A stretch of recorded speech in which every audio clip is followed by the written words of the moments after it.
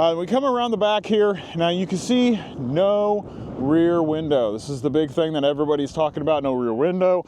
You do have a camera system right there that will show everything back here. The problem is with this camera is sometimes it gets dirty and you have to reach up and, you know, kind of wipe it off a little bit. It can get some dew and fog on it in early mornings, and then on the inside you can kind of get a glare from the interior on the mirror. Makes it hard to kind of see that through that camera.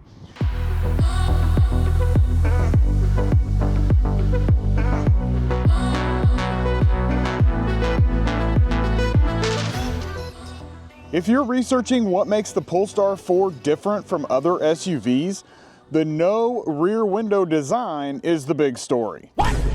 Polestar replaces it with a digital rear view mirror and shifts the cabin layout around that decision. Underneath, you get a 100 kilowatt hour battery and a 544 horsepower dual motor setup aimed directly at performance EV buyers. And the rear view mirror, the digital camera rear view mirror, which it is a little awkward and hard to get used to, but once you do get used to it, it won't be a big deal. You'll kind of just ignore it and not realize it's even there.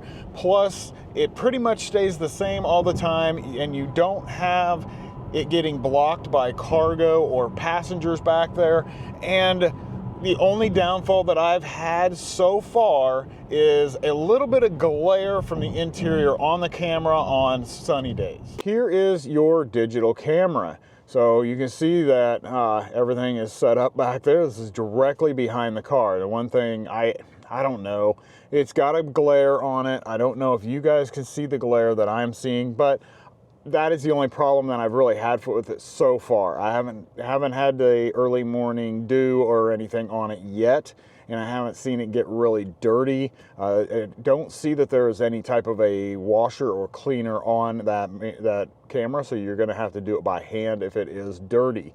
You do have a flip thing, so you can flip it and see everything inside the car. So you can just kind of look back.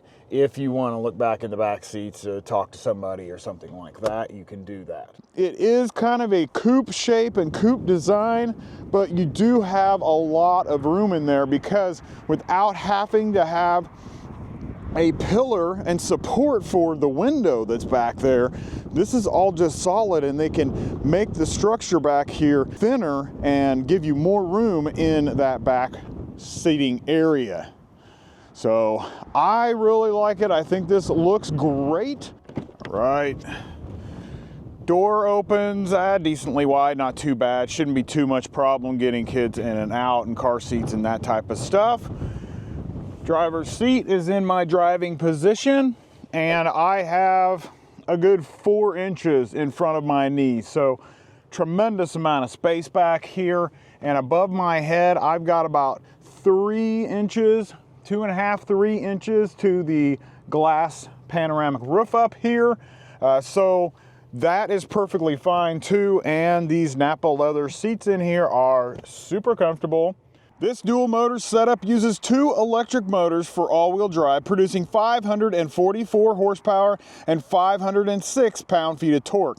That output moves this nearly 5,000 pound EV from 0 to 60 in about 3.7 seconds. 3, 2, 1, go. Whoa. Wow. That's it. Woohoo. Wow. That's got a little bit of a punch. It's not a hard throw you in the back of your seat, but boy, that had some good punch.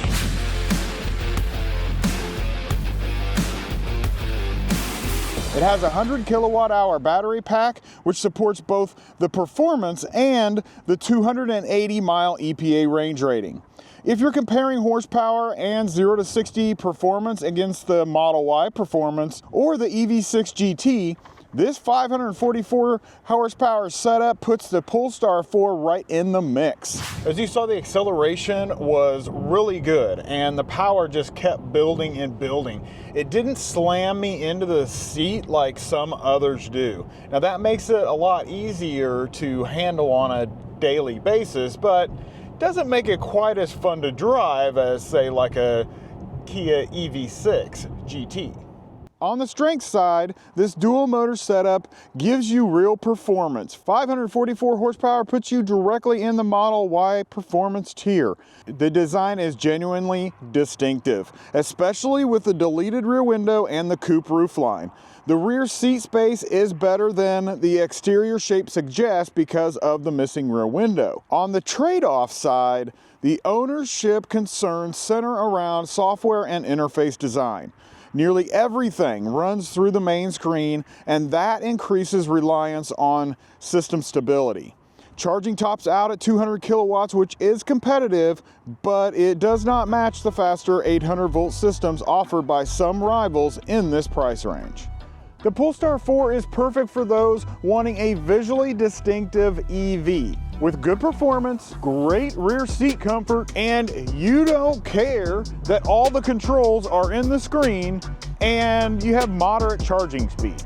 If you enjoyed this review, hit the like button and subscribe to Off the Shelf Rides so you don't miss any more of our weekly reviews.